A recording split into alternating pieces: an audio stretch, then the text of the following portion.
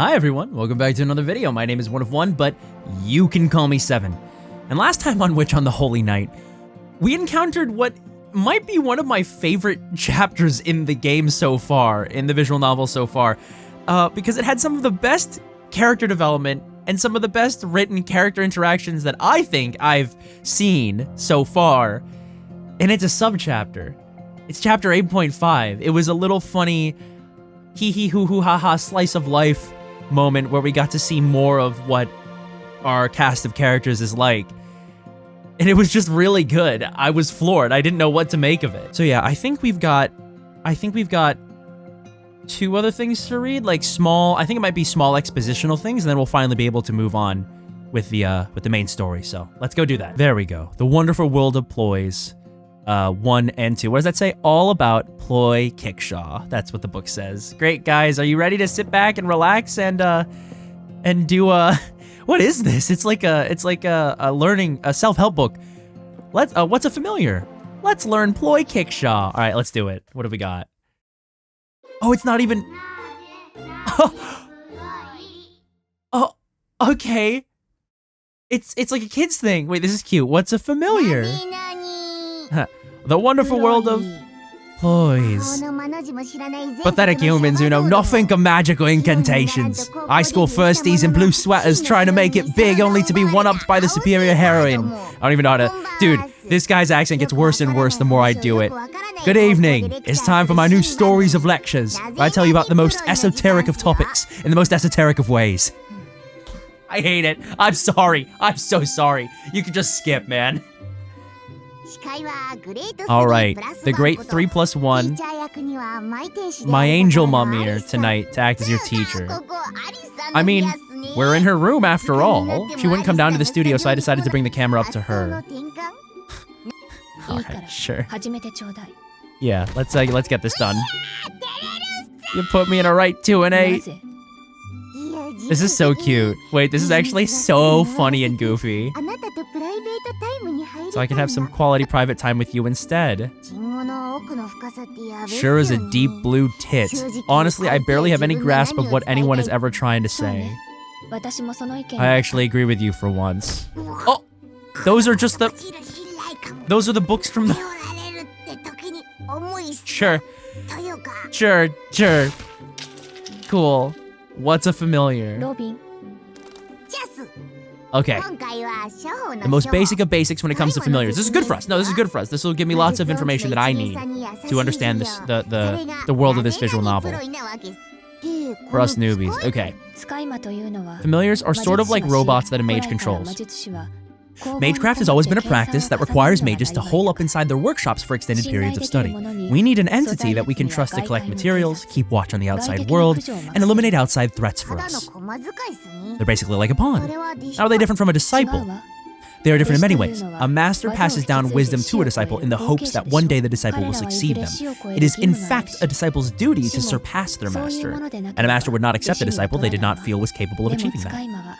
Conversely, familiars are only capable of the abilities that they are imbued with at the time of their creation. You can't pass down any skills or wisdom to an entity that never grows. Guess that's why I never seem to learn anything new, no matter how many donkey's years pass. I've been perfect since birth. Yes, perfectly useless. Many familiars are created by using a small animal as a base. That's because many familiars require magical energy from their mage owner to operate. The larger the familiar, the more magical energy is required. Small animals are convenient because they don't require much magical energy to create, and once they're made, they can subsist on their own. I've never hunted for anything in my life. I don't need protein or fiber or nothing like that. Right, ploys are different from other living creatures. Anyway, my point is, familiars are like servants or pets to mages. Got it. Okay, understood.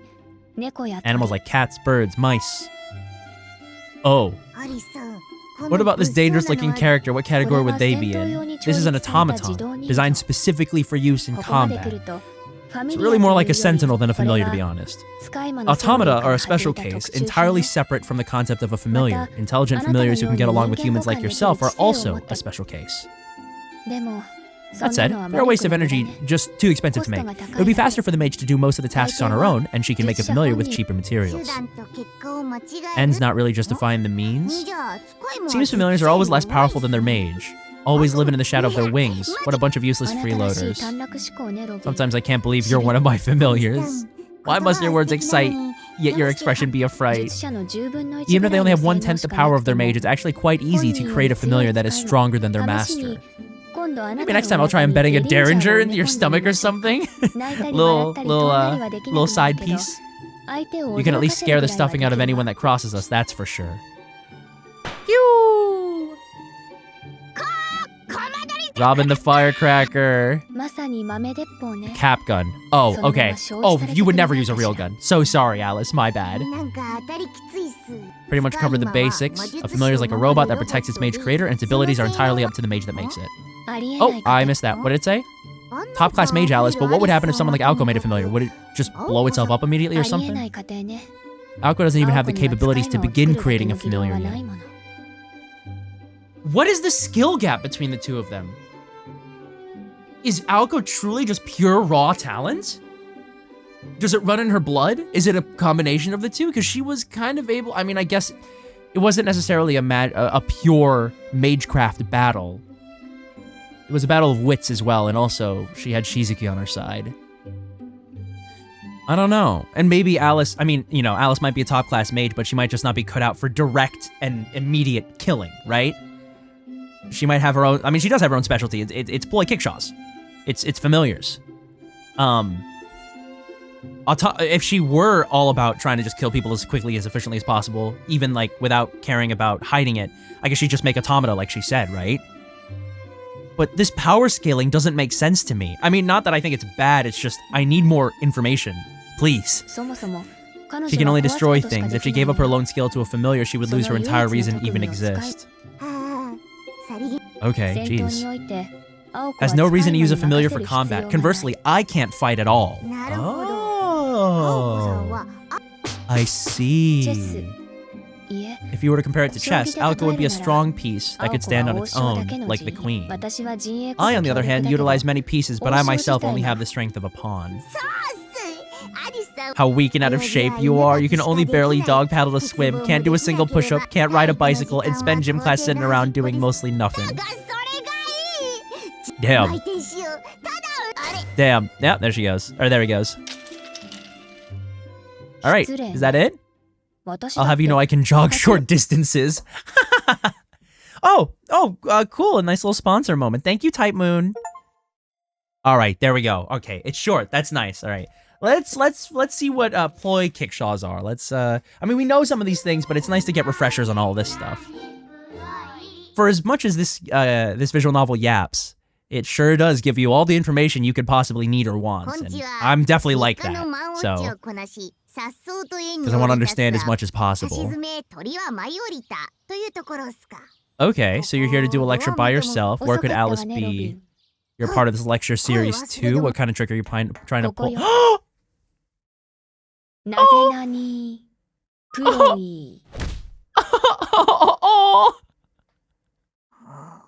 whoever drew this is goated. This is so cute. Oh, yeah, no, there's a picture for posterity. The wonderful world of ploys. Aren't you going to speak, Robin? Didn't really notice anything out of the ordinary. Like a right proper lady. Like a right proper lady. Okay, so why are we here? Change things up a bit. It goes against my aesthetics to keep using the same props and setting every time. This isn't some kind of dojo. I guess she's teaching us. I prefer a dress rather than a smock. How powerful would this butcher's hook be if it were in a painting? Okay, sure. You're making sweets? Oh!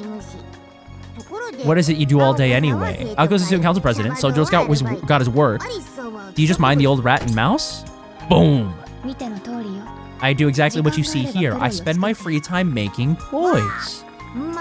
You're just like a witch in those old fairy tales. I didn't know you made ploys in a cauldron. Chocolate, ploys made of sweets? Robin, you're a ploy yourself. Are you telling me you don't know what ploys are made of? Maybe you're just a regular bird after all. Alright, let's learn ploy kickshaw. Our lovely Alice here will give a gloss deeper in the housemaid's knee and broader than the skies above. Okay. Oh, what deeper explanation can I give than the main story? We're done here? Jeez. A brief overview. Yeah, come on, give us something. Thank you for writing it on the board. That's all I'm going to discuss today. The k sound is almost entirely silent. Oh, a kitsha is what the Europeans call an insignificant children's toy or trinket.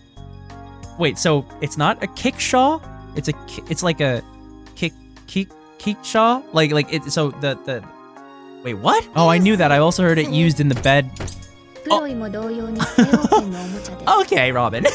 Pulleys are similar in that here in Japan we use them to play pretend war and simulate combat. They are a kind of children's educational tool.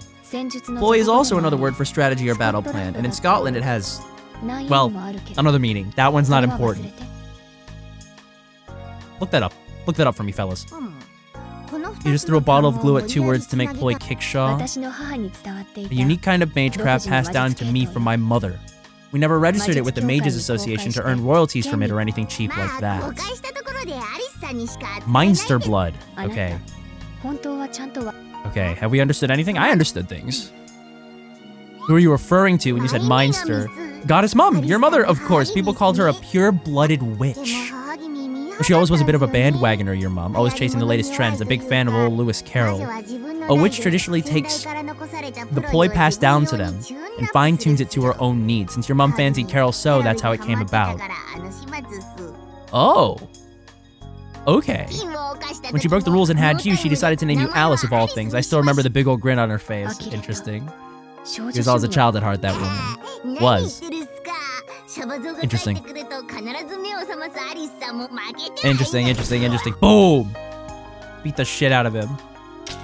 Alright, so. Ploy kickshaw is a tutorial.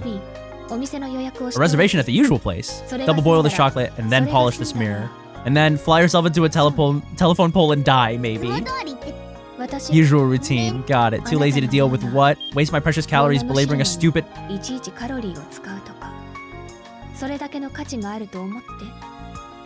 Oh, I thought they were gonna bleep it out. I thought they were gonna bleep out what she said, but she must have said it in Japanese.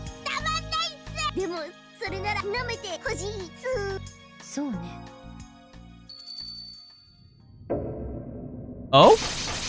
Oh! The 1-2 knockout right at the bell, so our ploys made of sweets or not. Oh, we're not getting a full tutorial? Oh. Okay. I guess we're just moving on then. To chapter 9. Scarred, Scar Red. December, the month when even monks were busy at work. It was the culmination of the year, perhaps due to all the put-off tasks built up through the seasons. The month always seemed to pass by in the blink of an eye. It was a day like any other in December. Though none of them were any the wiser to what the others were doing, Aoko, Alice, and Sojiro had spent the day attending to their own affairs. Chapter 9. Scarred, Scar Red. Okay. Nani? What is this? Aoko kept the urge to kill out of her voice, but her menacing tone still reverberated in the room. Alright, so what have we got? Oh my god. They describe things so much. The fusion of Chinese Chippendale aesthetics and traditional English Georgian elegance caused even Aoko, a commoner, to think twice about doing anything unaristocratic on the grounds. Truthfully, she was sickened by the flagrant waste of money, but none of it was paid for out of her pocket, so she could have cared less what the purchasers spent their money on. 3 unbelievably out-of-place offerings sat atop the lavish sunroom's table as if enshrined. Ooh! In stark contrast to the room, they appeared like meals prepared by aliens. Is this your idea of a practical joke? Wait, what? What's wrong? Tonight's executive chef nodded dutifully, eager to explain. It's a new product for my workplace. Kinomi said it looks and tastes fake, but honestly, I think it's better than the real thing. They're only 40 yen each after the company discount, a steal. Even with the egg on top, it's still only 60 yen or so. The corner-cutting chef seemed pleased with himself. The real... Well, isn't that nice for you? Now, where's tonight's dinner? Thought for a second or two, then clapped his hands together in realization. You know if you eat too much, you'll get fat. Damn. This slop is what you call dinner? Hey, no complaints. I'm not making anything else. Did he just make packet ramen or what? While Sojiro was convinced she would capitulate eventually, he even considered chiding her for being a picky eater. As usual, the two could not see eye to eye. Whatever this is. No way I'm eating whatever this is. Don't be such a spoiled princess. Besides, tonight's dinner only costs 200 yen for the 3 of us. Sojiro puffed his chest out at his penny-pinching prowess. Alice alternated her gaze between the two quarreling roommates and the strange food before her, which she had also never seen before.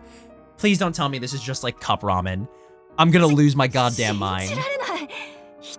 What year is it? These days, even cheap beef bowl places spend more on ingredients. Aozaki, if we ate the way you wanted with only 30,000 yen for food each month, I'm pretty sure we would all starve to death before you two could kill me. I mean, sure, the meat Alice cooked yesterday was really something. I was impressed at the difference in quality at 700 yen per ounce. Oh my goodness. Even the 100% juice from the co-op made me rethink the idea of fresh food. But if we keep eating like we have for the last 3 days, we'll go broke. Look at her. Sojiro was making perfect sense, for once. Fortunately, neither Aoko nor Sojiro noticed the silent stare of disapproval coming from Alice. We'll cross that bridge when we come to it, and I should note, a meal like yesterday's was a rarity. Or maybe I should thank you, since your meals have inspired Alice to put some efforts into hers for a change. She might have been trying to quell her anger. Closed her eyes.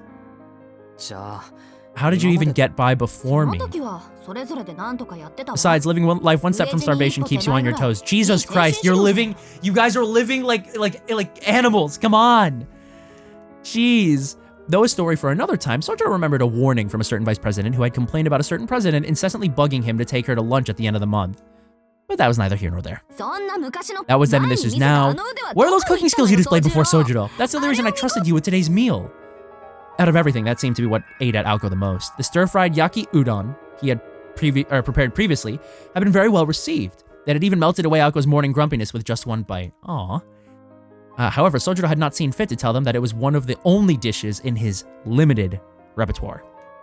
For a bachelor, the ability to cook is as close to a superpower as one could get.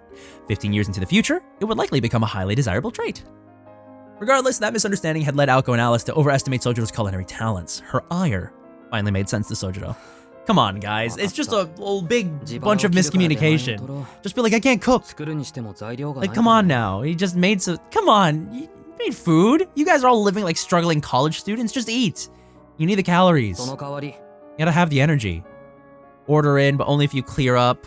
Aoko basked in her victory. It was then after seeing Sojiro's face as he went to fetch the delivery menu, Aoko realized her misreading of him. What annoyed Aoko most was the fact that such little effort was put into dinner. But to Sojiro, this dinner had not been about cutting corners, but rather about a meal he had legitimately wanted to try. Aoko ruminated on how it could probably pass as food for someone raised in the mountains, and then... What are you doing, Alice? Aoko noticed Alice standing at the table holding one of the bowls tightly. Would you put that down already? I need to give those back to Sojiro so we can eat a proper meal. Despite Aoko's words, Alice stood her ground, firmly clutching the bowl. In fact, she seemed to be embracing it. This one is mine. Alice's faint voice drifted across the sunroom. And just like that, the night's menu had been decided by majority rule. Aoko's shoulders sank in disappointment at her lot that evening. Come to think of it, Alice was always peculiar about things she deemed hers. Okay, all right, sure. We're just gonna get that and then you move on. All right, cool, I guess. It was morning and there were 10 days left in December. While the rest of the city was preparing for Christmas festivities, Sojiro headed to his part-time job. Ah, so we're 4 days from Christmas then. Looked like it could snow at any minute. Oh, hell yeah, snow. Snow means fun, good art and new drip, usually. Winter and fall drip are almost always the best. So yeah, everyone's just on holiday. Christmas is ready. Big ads, pop-up stalls. Oh, using a phone booth. Oh, the thought that it would actually be nice to have a phone booth in the mountains crossed his mind as he inserted a coin into the phone. Number from memory. Ringing, ringing, ringing. Gazed through the window. The number he dialed was that of Tobimaru Tsukiji. The Tsukiji name was well known to Misaki as a distinguished landowning family going back generations. Incidentally, the residence was located in the neighboring town of Yashirogi. Oh, I didn't know he didn't live in Misaki. Even though they kind of control it. Well, no, that's not true. You guys understand. You guys remember. After a polite greeting, she handed over the phone to Sojiro's target. Morning. Still half asleep. I need to ask you something. Speak. He cut right to the chase. There was a long pause. He was hard to read from this end of the receiver. Listen here, Sojiro. If she's mad at you, take her out somewhere. Try to butter her up, show her a good time. If that doesn't do the trick, then cut her loose. What do you want me to say? And with a peace, Tobimaru hung up. It may have been 10 in the morning to Sojiro, but after dealing with what seemed like a 6 o'clock Tobimaru, all he could do was nod earnestly. He had a feeling his friend had just been trying to end the call, but deep down he knew that the advice was sound. Wait, what is... Oh, they never like to give me context right away. Sojiro finished up his shopping, sitting in a silent gloom. Oh, seemed like the aftermath of an argument? Deafening as a blizzard, the silence. One might also compare the drawing room to an enormous walk-in freezer. They're at it again. He felt like a zookeeper, pained to see the raccoon and penguin at each other's throats. In fact, he had seen this literally happen the other day at his zoo janitor job, and now he glanced between them like a zookeeper trying to gauge the animal's temper. Needless to say, the silence meant they were not fighting at this moment. Dinner served as a respite from the conflict. Sojiro was oblivious to the circumstances surrounding the quarrel, but their day-out battles against the mysterious mage was clearly taking a toll. Not that Alice looks anything but grumpy. Across from the quiet and contemplative Aoko, Alice was reading an old book in her lap as she was accustomed to. I'm home. Looks like I just missed a discussion. You're way off, Sojiro. That implies progress, and there was not progress. Not even close to an agreement. Debated ourselves into a corner and everyone's at a standstill. No one wants to give ground. Let me start over. Hey, you two! Any progress since last time? Sojiro held his ground. Oh my god. What a guy. Mage affairs are not for your ears? I mean, fair. Surliness was her weapon of choice, and today she seemed determined to swing it at will. Did you two eat yet? If Aoko's weapon was surliness, Sojiro's was blitheness. He wielded just enough of it to make Aoko flinch. Did something nice happening? And that's just how he is, man. Come on now. Do you have a proposal for you? Aoko gave him a dubious stare. Are we... Are we going... Christmas event. Today was payday, which means I have money. We should go out and do something. It's Christmas time for the fellas. Let's go. The other two did not know what to make of it.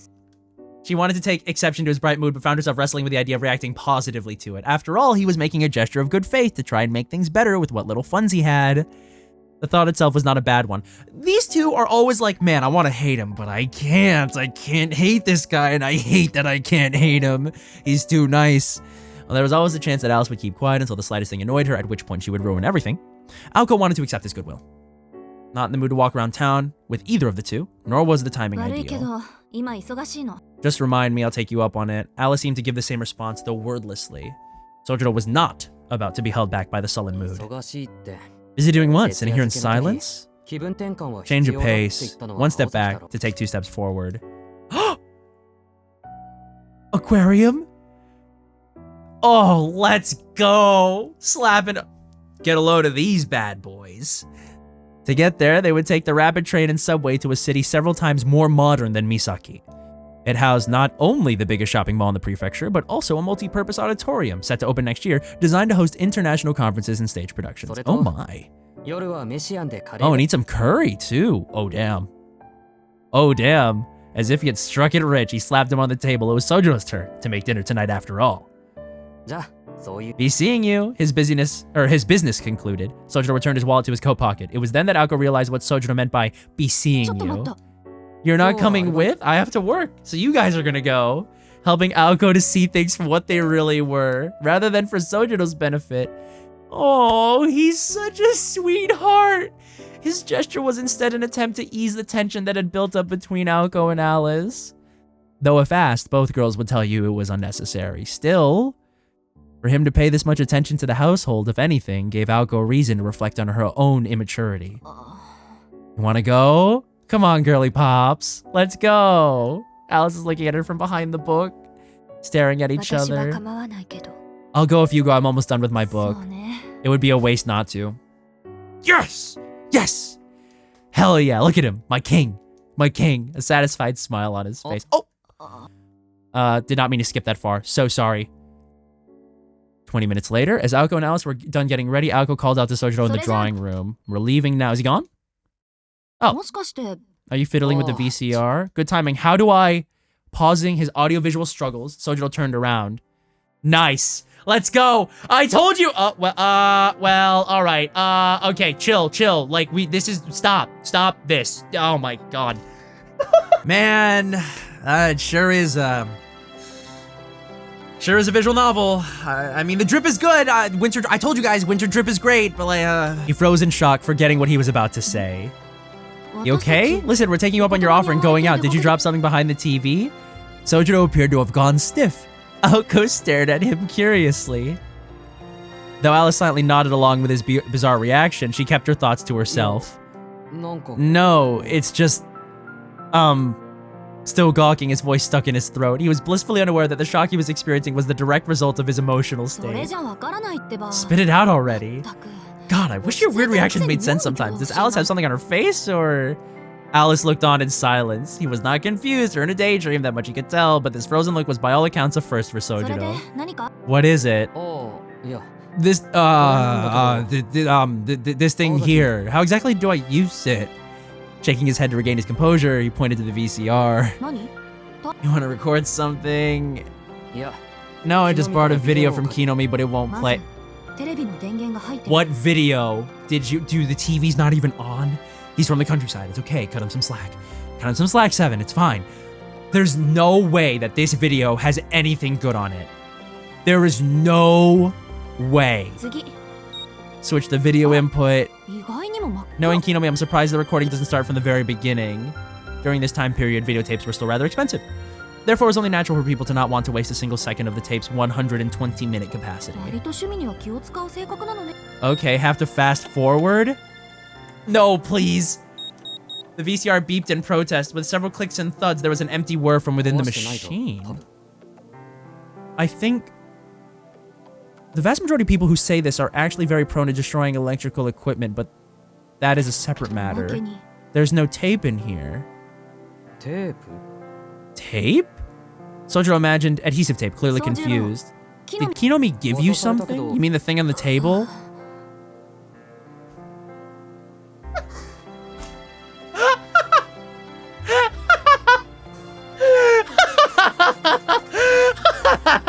Please never change, my king. Please, look at Alice in the back, just like her trademark, like, though she should have been used to it by now. She caught herself wondering if Sojiro was being stupid deliberately. What exactly did he say? I'll totally lend you this tape. When you get home, just watch the TV. Oh my god! When you get home, just so... Have the tape? Oh, sick. When I get home, just gotta watch the TV. Just gotta sit down in front of it and watch it. Jesus Christ. This is so sad, it's almost scary. Just when I thought you were finally adapting. How you make it through a day is a mystery to me. Exasperated, Aoko fetched the tape in question. It was labeled... Okay, Gaku Gaku. Animal Kingdom, African Adventure. To Aoko, this knocked Hosuke Kinomi down a level on the ratings file she kept with the student council. Put it in, put the tape in, press play. The tab isn't broken, so just be careful not to hit the record button. What's a tab? On the side of the tape, the tab is this little plastic cover. If you snap this tab off, you can't record on this tape anymore. Okay, great. So we're talking, she's teaching him how to use a VCR. Awesome. Completely ignorant of Aoko's feelings, Sojiro gleefully pressed the play button. Okay. We're gonna make it this far for a second. What were you doing up there in the mountains? Don't tell me you were some karate master training against bears or something. Even Sojiro managed to pick up on Aoko's rude tone, and he frowned disapprovingly. Was that an attempt to insult me?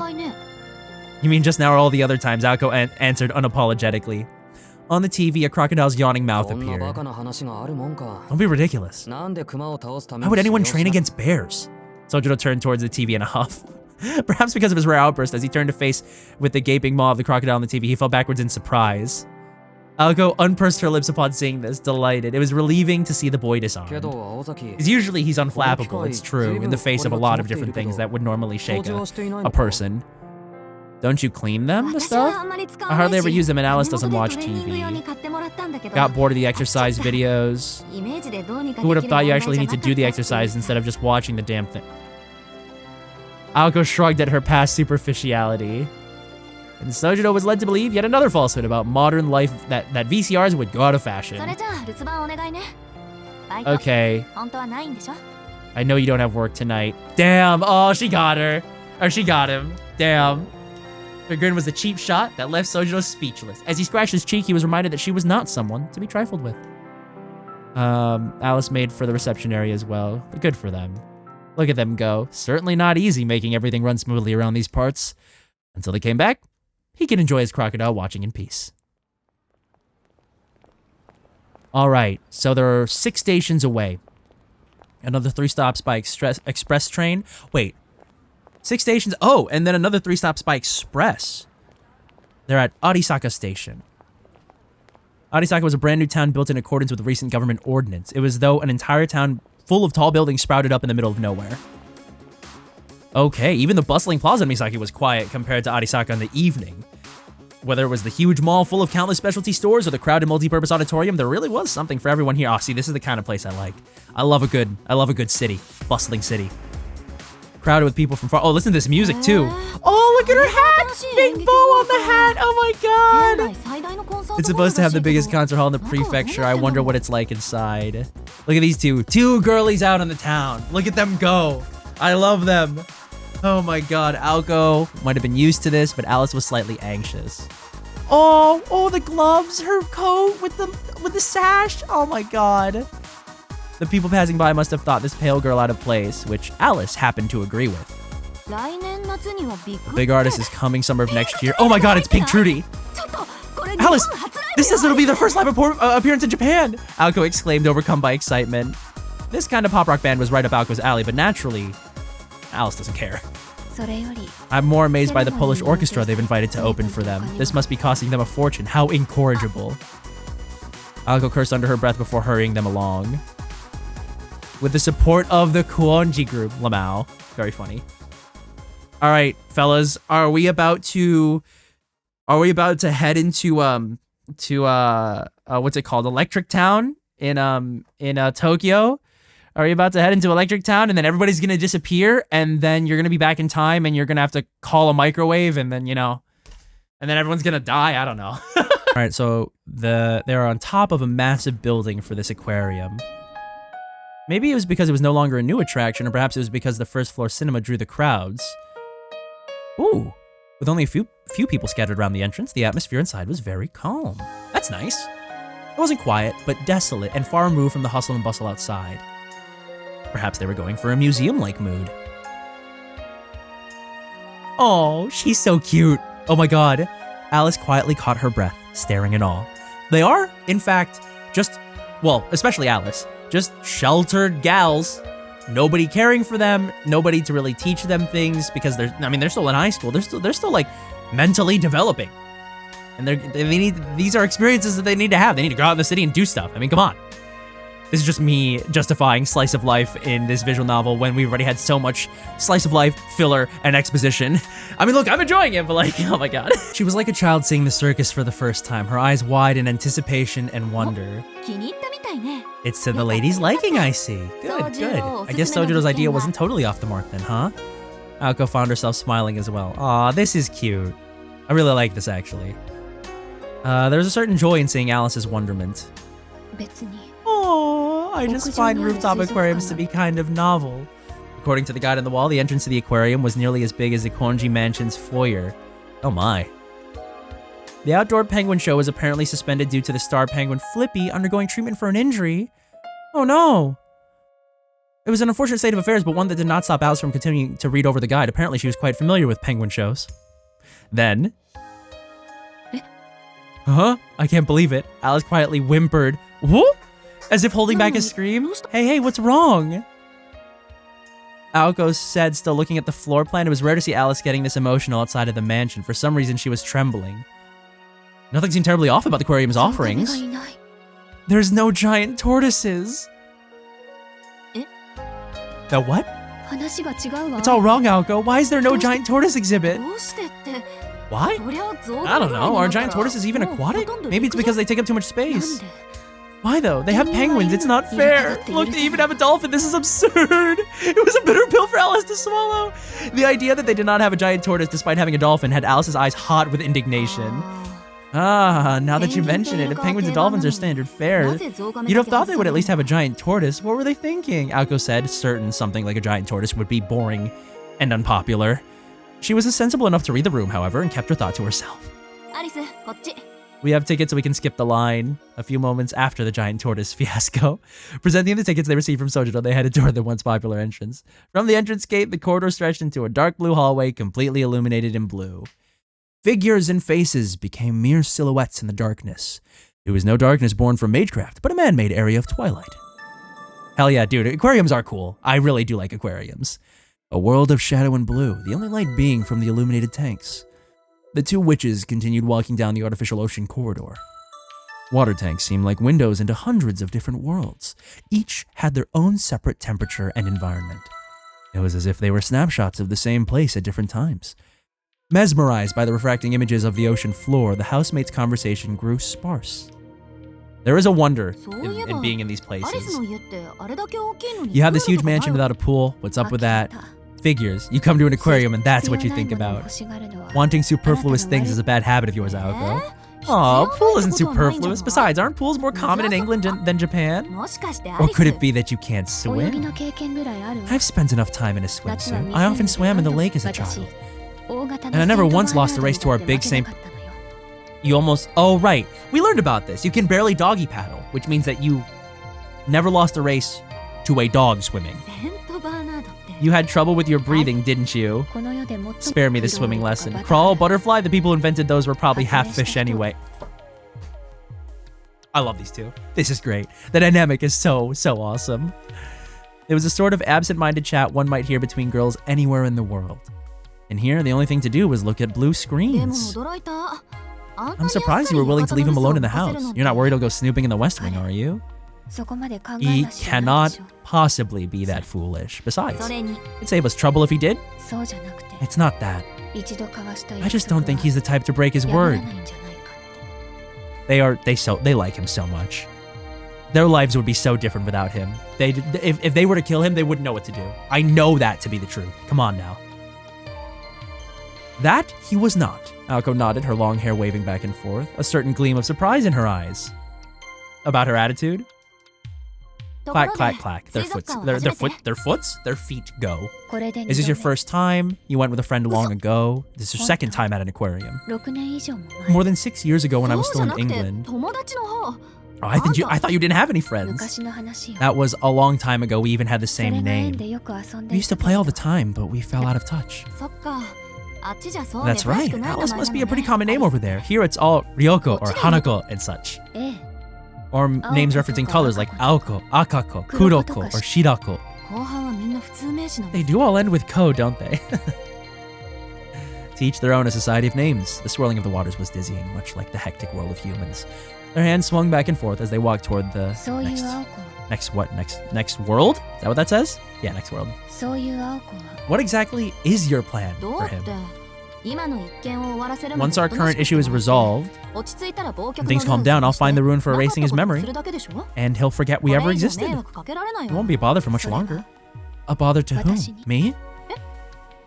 I feel like this slice of life outing is maybe an excuse for them to have a very important conversation, and for them to betray their feelings to the audience about how they're really, like, what their emotions really are surrounding the whole Sizuki situation. Okay. The beach by the ocean. Go together, yeah. We couldn't go this year, so why not go together next year? That does sound nice, if we manage to survive until next summer, that is. Clack, clack, clack. The visitors to these winter waters had begun to leave, satisfied by their tour.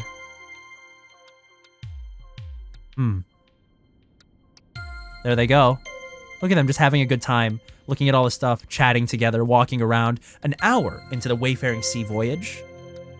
Losing themselves in the maze-like corridors of seemingly endless exhibits, they somehow found themselves on the next floor. Aoko had heard that the aquarium was situated on the top floor and was shocked to find out there was yet another above it. It was likely by design that the actual top floor could only be accessed from within the aquarium. Yeah, that makes sense. This image is insane, by the way, the lighting. Oh, what does that say? Moments of intrigue, such as this, are what attractions were made for. Alice?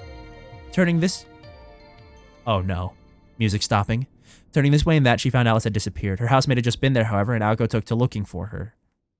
She soon found her nearby. Her white overcoat shone brightly in front of the dimly lit exhibit.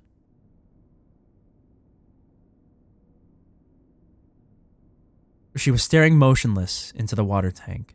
I'm concerned, guys. I'm concerned. Alice almost looked to be staring through it, as though distracted by something. Feeling okay, Alice? She spoke, hoping to snap her out of it. Alice's typically cold aura seemed to have all but left her. Is it a rare fish? This looks like the tank they use for all the fish that don't fit anywhere else. Alice gave a non-committal response. Just ahead of her gaze was a single shadow. An ocean sunfish. Alice remained motionless, unresponsive to Aoko's sarcasm. She stood in silence, watching the poor little fish drifting listlessly in the tank where they put the fish that did not fit anywhere else, here at the end of the hall. To put it lightly, sunfish were not especially pleasant to look at. When looking at one, it begged the question of what direction evolution wanted to take with it. It looked like it swam using rudder-like fins on its top and bottom, but lacked the grace of other fish. To Aoko, its eyes, body, and strange movements made it an awkward creature. But I want to check out the whale shark exhibit. It sounds really exciting, don't you think? Alice, unmoved, fixated on the sunfish. It clumsily drifted around its tank, occasionally bumping into the glass as it turned. Aoko, this little one can't swim well. Alice extended her finger toward the glass, then retracted it, feeling childish. I suppose sunfish have their own charm. It did not seem like Alice was going to budge. Resigning herself, Aoko stayed with Alice while she stared at the cushion-shaped fish. They have eyes like pufferfish. Okay. More eggs. So many eggs. Oh my god, 100 million at a time. 300 million at a time. Giving birth to so many as a means of survival for them. Okay. She was lost. Alice was lost in the ebb and flow of emotions between wonder and woe with every clumsy bump of the fish into the glass. Out of nowhere, she softly spoke. About before. Huh? Before? When? About him. About leaving the house in his care. It seemed like Alice had returned to her normal self. There was that cold aura. Whether inside the mansion or out, that stubborn chill that pushed people away was back. I haven't changed my mind. He's still a complete unknown. How can I trust someone I know nothing about? I guess, but then why let him? Because I know you, Aoko. You always make the right decision, so? I'm trusting your judgment on the matter. It was true. She did not know Sojiro, nor had any intention to. But because of her trust in Aoko, she could trust in Aoko's decision to allow him to stay. It seemed Alice was challenging her own feelings. She said she could not trust someone she did not know. In other words, she wished to trust him. And in order to do so, she needed to know more about him. Don't really know how to respond to that, Alice. Also, I had no idea you trusted me that much. I do trust you. I may not be fond of you, but I trust you. Because we're partners in crime, aren't we? Her white coat swayed to and fro, and just like that, their short excursion had come to an end. Straight ahead was the exit back to the real world. A step away from the exhibit was a step toward becoming better roommates. Such a kind face, but so clearly scarred. One last small whisper, and with that, she bid farewell to the lonely figure in the tank.